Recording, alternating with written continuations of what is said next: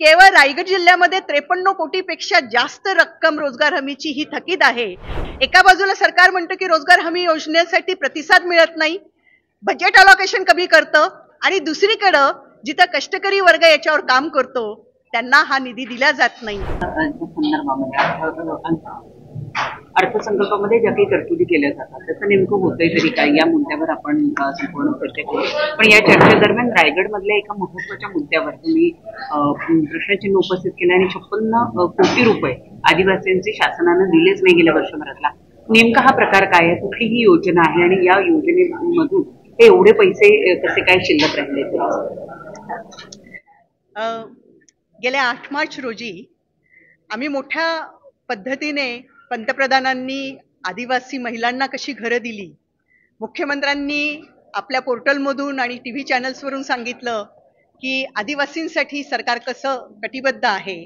प्रत्येक जिल्ह्यातील कलेक्टर आणि सीओनी कुदळ फावडा घेऊन आदिवासी महिलांच्या घरांची उद्घाटनं केली आणि ह्या ज्या पंतप्रधान जनमन योजनेच्या बाबतीमध्ये रायगड जिल्ह्यामध्ये आम्ही जो अभ्यास केला त्या अभ्यासामध्ये अतिशय विदारक चित्र डोळ्यासमोर आलं। आणि त्यामधला पहिलं चित्रण जे होतं 23 आदिवासी वस्त्यातील 2077 घरकुलांचा आम्ही अभ्यास केला। या अभ्यासामध्ये आमच्या लक्षात आलं की 30% आदिवासींना घरकुल मंजूर आहे, पोर्टलवर नावं आहेत, पण प्रत्यक्षात एकही 5 महिन्यापासून हप्ता मिळालेला नाही।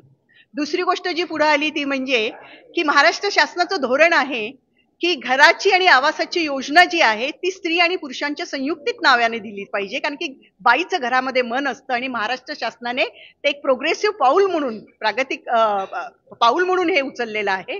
पण आवास योजना मंजूर करताना फक्त विधवा महिला ज्या आहेत त्यांनाच घरकुलं मंजूर झालेली आहे, बाकीची जी उर्वरित आहे त्याच्यावर सगळी पुरुषांची नावं आहेत। त्यामुळे सरकारच सरकारच्या घोषणांना फाटा देतं हे दिसून आलंय।